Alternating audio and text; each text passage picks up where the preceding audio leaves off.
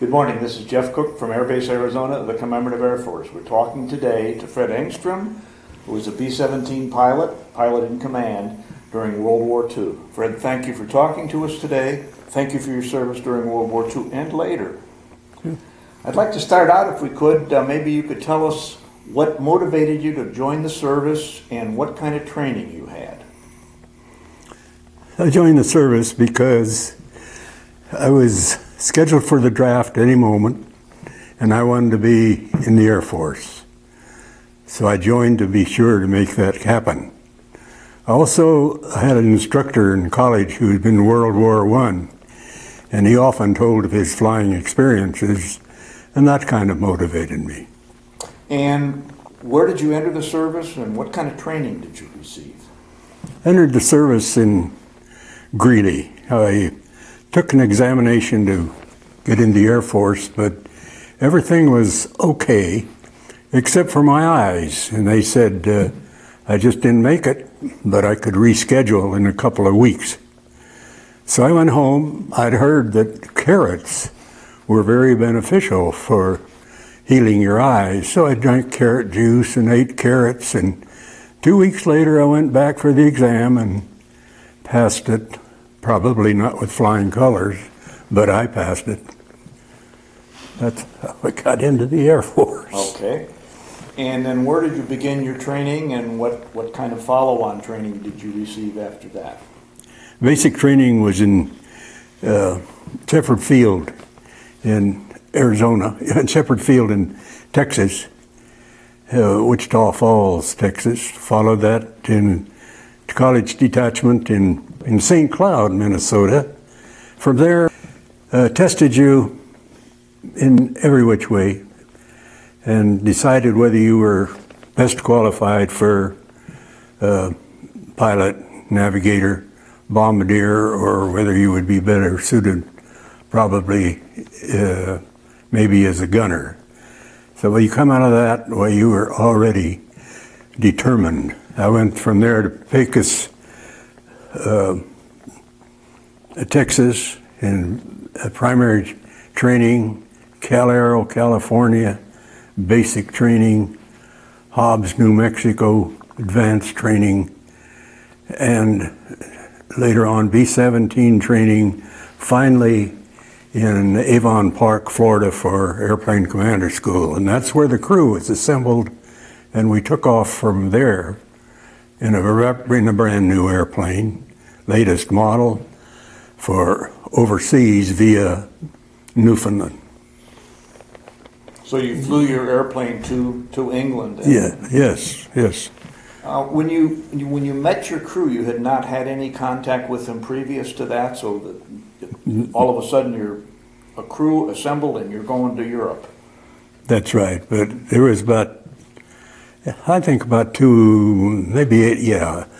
months in Florida where we learned to work together and did, of course, several practice missions and bombing and coordination and those kind of things. And then we took off to Newfoundland, stayed there during blizzard after blizzard, finally took off with the snowblowers had blown a canyon through the snow, which was the runway, and took off for England. I was a little concerned about Joe, the navigator, that we'd bypass England and fly on over into the continent. But Joe assured me he'd shoot Spica, and then he'd get on Bonterra, I believe it was, and then another star. And between those, why, he was quite certain that we would get into Scotland, which was our destination. And I gather you did. Yeah, we did. Okay, when you first got to England, do you remember what your thoughts were about being there finally after all that training and time and transition into the B-17, getting your crew together, flying into England? What kind of went through your mind as you finally got there? Well, to see the living conditions were quite different than I'd experienced other places. The fact that we were in nights were all blackouts. We lived in a steel hut with a shower and rest of the facilities in a separate building outside. The pathway to the outside facility was lined with white logs, just so you could find your way at night when it was dark out there. And then, of course, the first mission was always first thing in your mind, what's going to happen there. Okay, and that first mission, as I recall, was to Nuremberg. You're right. Could you tell us just a little bit about that? Because that was kind of the beginning of your... It was. And the first two missions were to Nuremberg. And both those missions I flew as a co-pilot to just to learn the ropes of those days. Sure. But the interesting thing about that mission, later on, why I was sent to Germany, and that was during the war trials, but I stayed in a hotel there, and the hotel, the entrance was shored up like a mining shaft with timbers on each side and timbers across the top of the door. When I got into bed that night, why, beautiful bed with eider-down quilt, but during the night, why, I kept feeling these granules in the bed, so I got up, checked it. Well, the bomb damage apparently had, of course, shaken up the hotel quite a bit, and the plaster in the ceiling was cracked, and the little rocks from the plaster kept sifting down onto the bed was my problem, so I had to get up and clean that up. But I thought that putting that together with the first mission, and then the war was over by the time I returned there and saw what the city looked like and what was going on that time. The war trials were going on. It was, well, sort of the beginning and the end. Mm-hmm. You did several missions you indicated as a co-pilot. Could you kind of go over your first mission when you were the pilot in command? How that was different than being a co-pilot? The first mission that I flew as a pilot was the third mission, of course. The first two as a co-pilot. But the thing I remember most about that mission was it was the 300th mission of the 306 bomb group. Mm-hmm.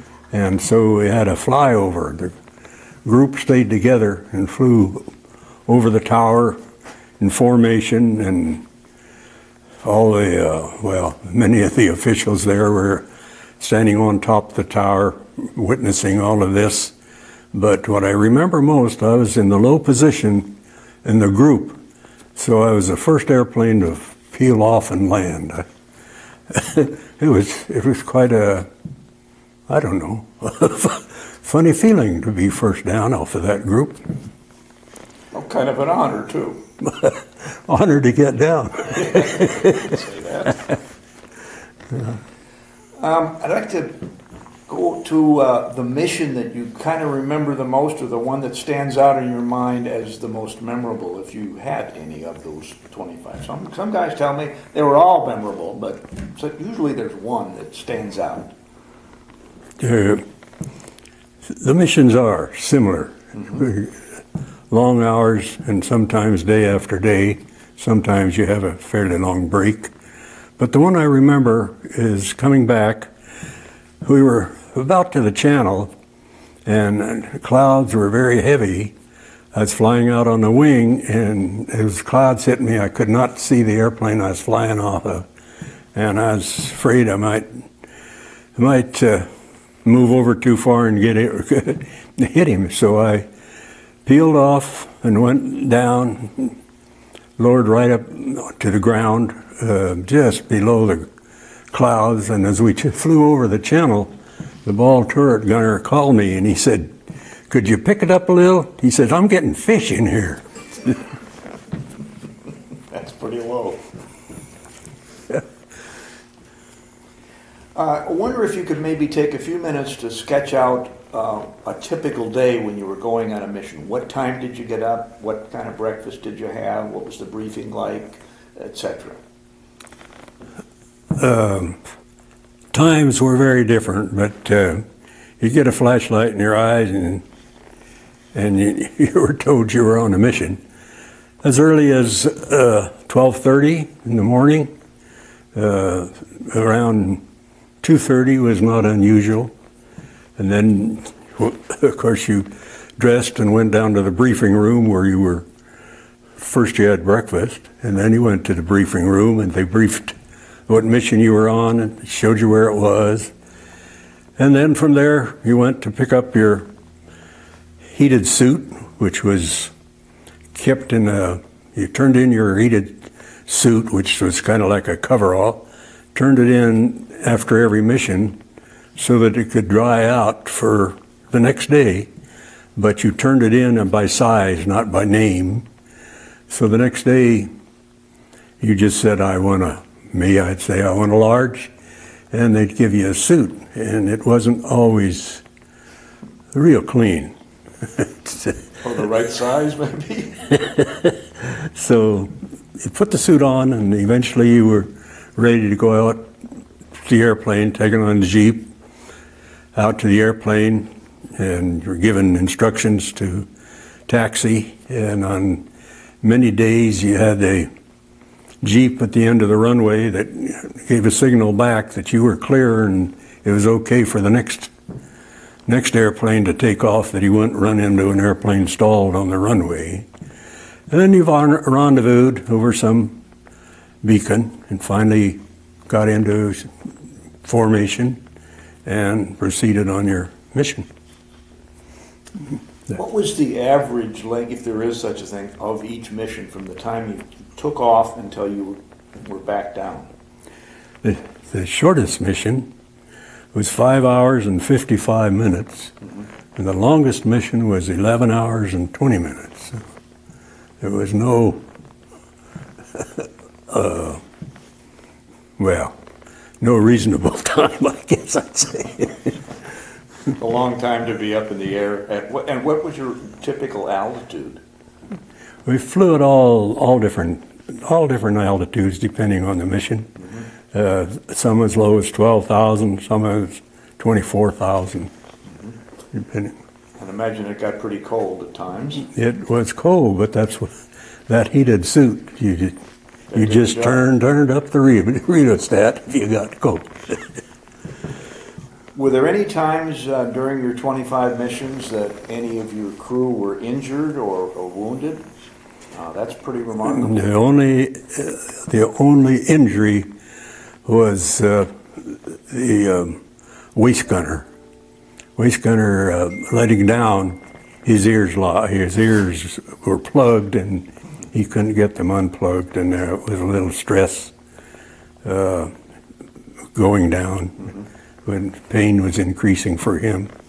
And we did separate from the group and stayed at altitude because we were fairly safe where we were, and tried to get them cleared, but the ambulance met us on a runway, took him to the hospital.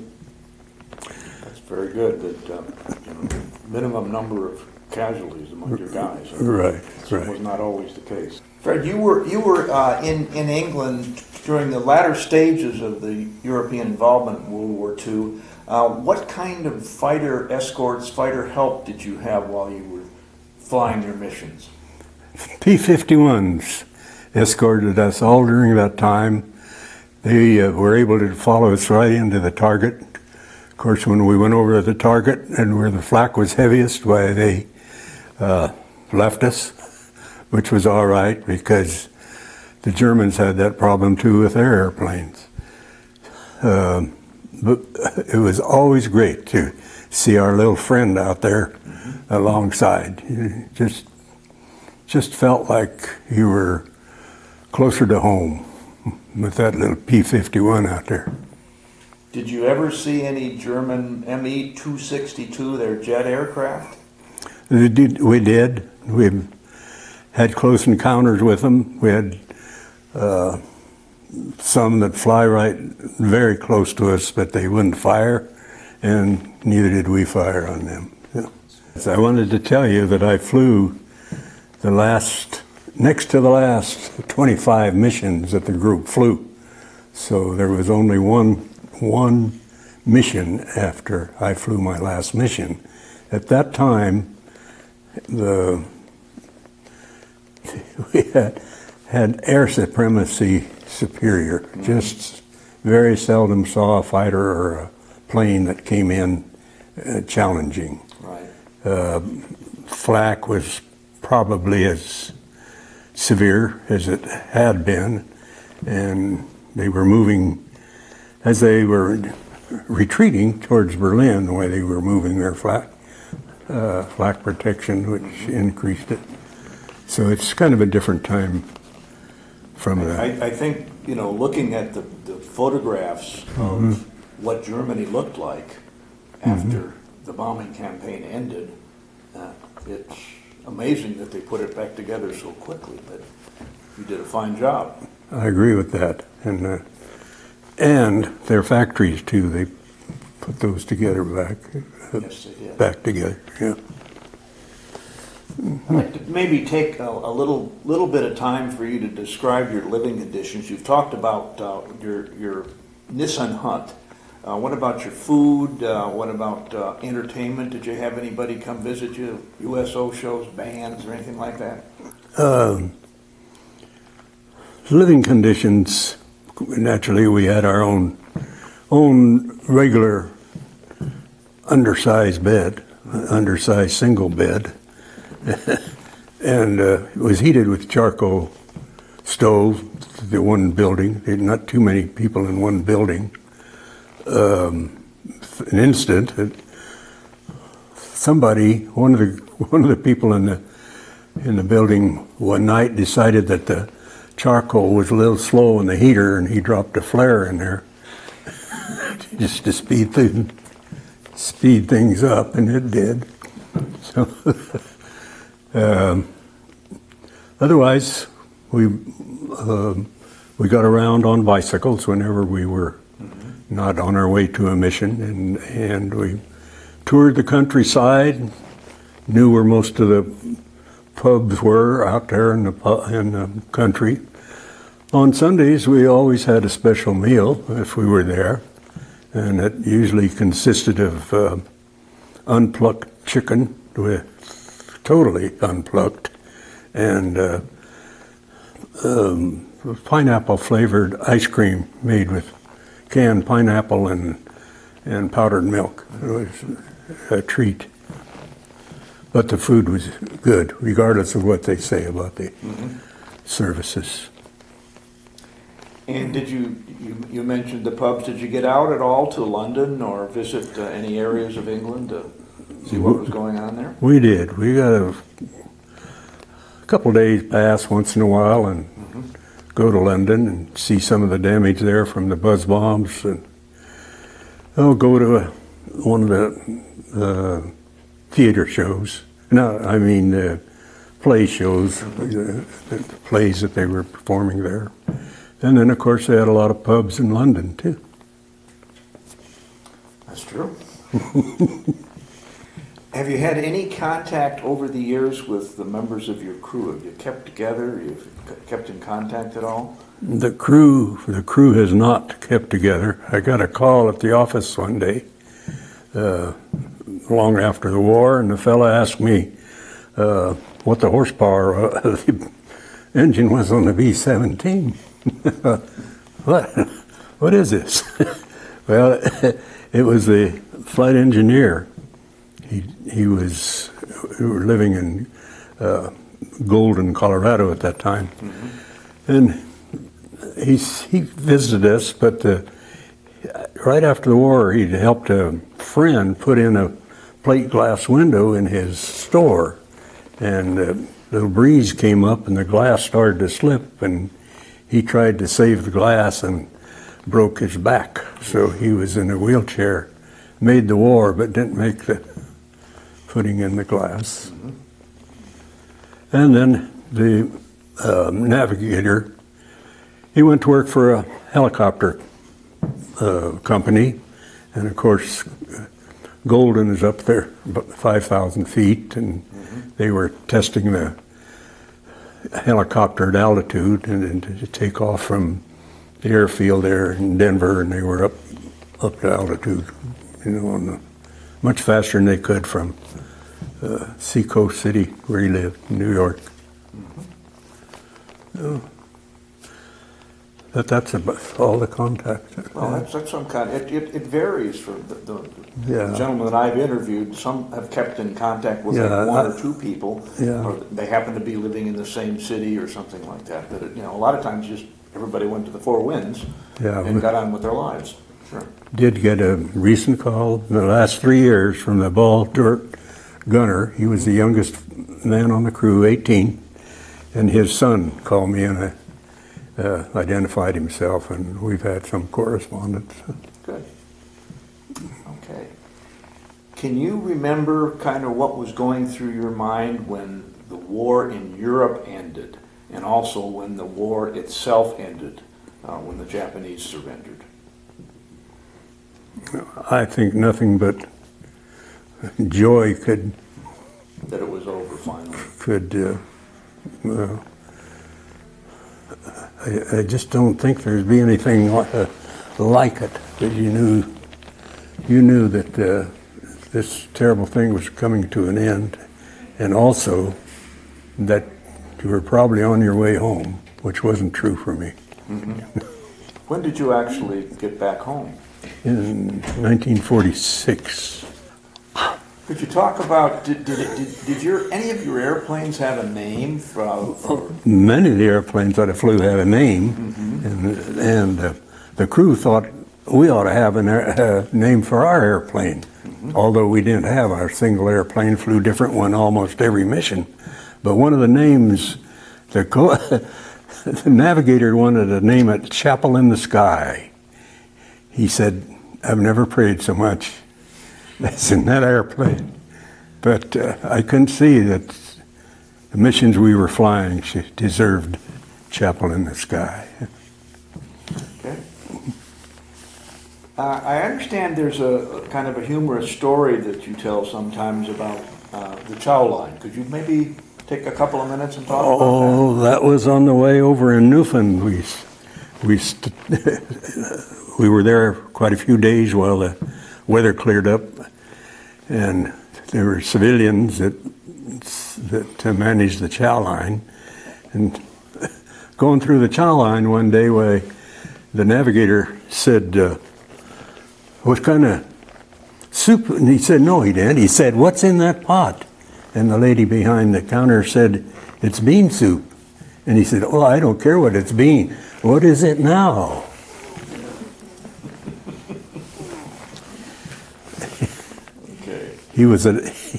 He had a little dance band in New York. He was an entertainer all the way.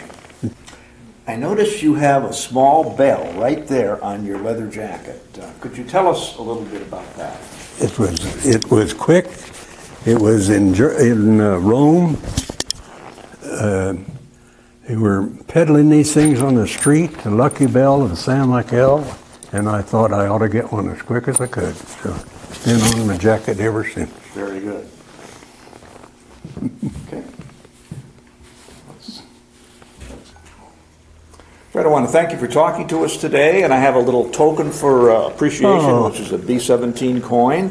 Thank you. Have something to remember us by. Oh, and that's nice.